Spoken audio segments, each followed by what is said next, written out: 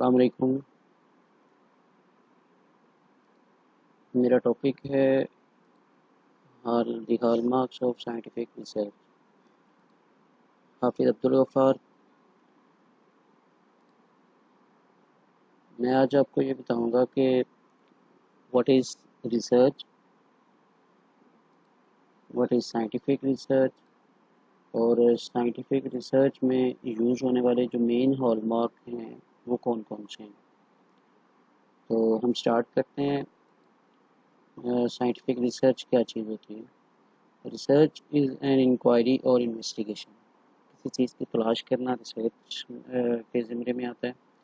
Process that is organized, systematic, database, critical, and objective. Its purpose is finding solution to a specific problem. Scientific research focus on solving problems. It pursues a step-by-step logical and rigorous method. Scientific research is more objective than subjective. There are four points in scientific research. सबसे पहले हम किसी चीज़ को identify करते हैं, उसके बाद उसके बारे में इंफॉर्मेशन गैदर करते हैं, फिर उन इंफॉर्मेशंस को एनालाइज करते हैं। एनालाइज करने के बाद हम किसी कंक्लूजन पे पहुंचते हैं। तो ये सारे प्रोसेस हैं साइंटिफिक रिसर्च को ऑर्गेनाइज करने के। It analysing situational factors surrounding by any problem. It control phenomena through prediction and explanation. Effects of scientific investigations and managerial decisions making. It applies to both basic and applied research. It enables managers to deal with problems, sense, spot, deal. सबसे पहले हम किसी चीज़ को feel करते हैं, फिर हम उसे आइडेंटिफाई करते हैं, फिर हम उसके साथ डील करते हैं। It helps managers to state finding what accuracy and confidence. Every organization have their research and development departments. Hallmarks of scientific research are purposiveness, rigor, testability, replicability, precision and confidence, objectivity, generalizability, parsimony. We will explain each of these characteristics in context of the following example. Consider the case of a manager of Punjab IT board who is interested in investigating how employees' commitment to the organization can be increased.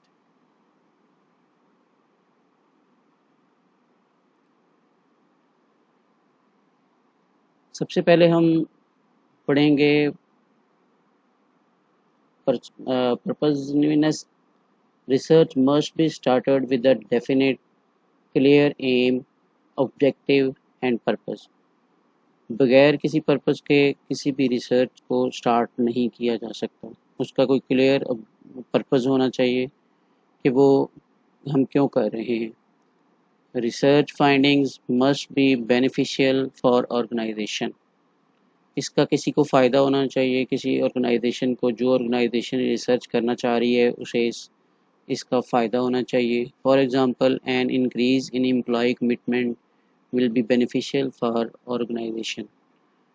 अगर इस research से employees की commitment बढ़ती है या कम से कम पता चलता है कि वो उनकी कमिटमेंट किस चीज़ों से बढ़ेगी उस ऑर्गेनाइजेशन के लिए, तो तब ही इस रिसर्च का उस ऑर्गेनाइजेशन को फ़ायदा है। It will translate into less turnover, less ambassadorism and increase performance level. Second जो चीज़ हॉलमार्क है रिसर्च का वो है rigour.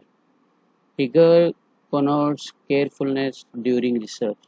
It also refers to degree of exactitude in research investigations. Choosing simple, should be true representative of whole organization. Method adopted for collecting data should be appropriate. Research process should be free from personal and emotional bias. Rigour का अगर हम आसान सा मतलब लें तो इसका मतलब ये होता है कि रिसर्च बहुत सिंपल होनी चाहिए और वो पर्सनल या इमोशनल बेसिस पे नहीं होनी चाहिए और उसका जो मेथड है वो बहुत ही आसान चूज़ किया जाना चाहिए। थर्ड चीज़ है testability. Testability refer that hypothesis must be testable. जो हम हाइपोथेसिस बना रहे हैं वो टेस्टेबल होना चाहिए। Hypotheses are tentative yet testable statements. They are derived from theory or theory based. उनके पीछे कोई ना कोई लॉजिक या थ्योरी होनी चाहिए. It must be able to testify by applying certain statistical tests experimentally. इस पे कोई टेस्ट स्टैट्स के टेस्ट भी अप्लाई होने चाहिए। तो टेस्टेबिलिटी में दो तीन चीज़ें जो यहाँ पे मैं आपको बता रहा हूँ। सबसे पहले तो जो भी हाइपोथेसिस है आपका वो टेस्टेबल हो, टेंटेटिव हो, उस फ्रॉम थ्योरी हो या थ्योरी बेस्ड हो और it must able to testify by applying certain stats और उस पर कोई ना कोई फार्मूला लग के वो टेस्ट हो जाना चाहिए। Next, replicability. Results should be spotted again and again when the same type of research is repeated in other similar circumstances. ये बहुत important है। Results should be spotted again and again when the same type of research is repeated in other similar circumstances. Circumstances को अगर same रखा जाए तो किसी दूसरी ऑर्गेनाइजेशन या दूसरे डिपार्टमेंट में अगर सेम रिसर्च सेम कैटेगरी की जाए तो उसके रिजल्ट्स अगर सेम आते हैं तो उसे रेप्लिकेबिलिटी कहते हैं। Replicability will gain confidence in the scientific nature of our research. अगर रेप्लिकेबिलिटी आती है तो हमारी रिसर्च स्ट्रॉन्ग होती जाती है। Replicability brings exactitude and accuracy in research finding. अगर दूसरी या तीसरी दफ़ा रिसर्च करने से रिसर्च हमारी सेम आ रही है तो उससे हमारी जो पहली दफ़ा रिसर्च की हुई थी उसकी एक्यूरेसी बढ़ जाती है।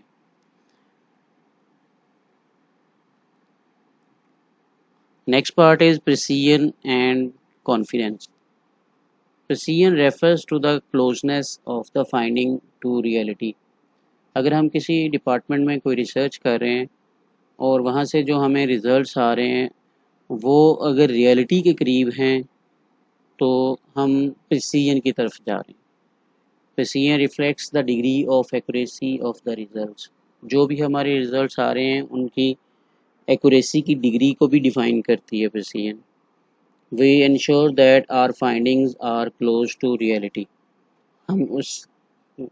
हम ये भी इंश्योर करते हैं प्रिसीजन से कि जो हमारी फाइंडिंग्स आई हैं रिसर्च के बाद वो रियलिटी के बहुत ज़्यादा करीब हैं, so that we can place reliance or confidence in the results। हम जब हमारी रिसर्च से जो हमारी रिजल्ट्स आ रहे हैं वो रियलिटी के करीब होंगे तो ही हम डिसाइड कर सकेंगे कि हमारे जो रिजल्ट्स हैं उन पे हम कितने कॉन्फिडेंस हैं। In social science confidence level is 95%। ये एक लेवल है सोशल साइंस में कि अगर देखा जाए कि हमारा लेवल क्या है कॉन्फिडेंस का तो वो सोशल साइंस में 95% है।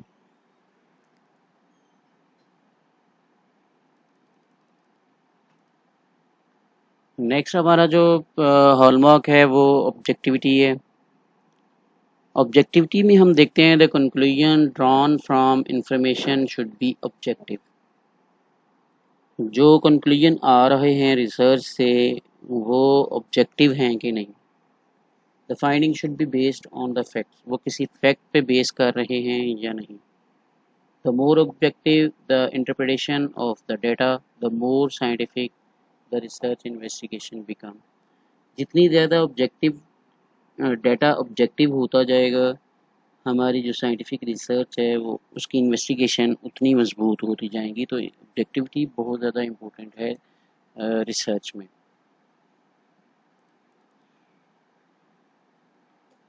जो नेक्स्ट है वो हमारा हॉलमार्क जनरलाइजेबिलिटी है। Generalizability refers to the scope of applicability of the research findings in one organizational settings to other settings. The wider the range of applicability of the solution generated by research, the more useful the research is to the users. Generalizability का मतलब ये होता है कि जो हमारी research है वो ऑर्गेनाइजेशन किसी दूसरी ऑर्गेनाइजेशन पे एप्लीकेबल है कि नहीं। जितनी ज़्यादा जगहों पे वो एप्लीकेबल होगी उतनी ज़्यादा हमारी रिसर्च जनरलाइज होगी। वो स्पेसिफिक नहीं होनी चाहिए, वो रिसर्च जनरलाइज होनी चाहिए ताकि कोई दूसरा डिपार्टमेंट उसे कॉपी करना चाहता है या वो अपने अप्लाई करना चाहता है तो वो उनके काम आ सके। नेक्स्ट जो हॉलमार्क है वो पार्सिमनी है। Parsimony refers to simplicity in explaining the phenomena or problems that occur. Parsimony refers to the simplicity in explaining the phenomena or problem. जितनी problems आती हैं उनमें जो simplicity लाने की कोशिश की जाती है वो parsimony है. It is level of understanding in generating solutions for the problem. Economy in research models is achieved when we can build a lesser number of variables. Those variables should explain the variance far more efficiently than a complex set of variables. तो ये हमारे पास 8 type थी, 8 hallmarks हैं scientific research के, जिनको हम सामने रखते हुए अपनी रिसर्च कंडक्ट करते हैं। और अगर इन चीज़ों पे फोकस करके अगर हम रिसर्च करते हैं तो हमारी रिसर्च एक आइडियल रिसर्च कहलाती है। कोई क्वेश्चन हो तो मैं इंशाल्लाह कमेंट्स में उनके आंसर देने के लिए I am waiting for your question. जज़ाकल्लाह।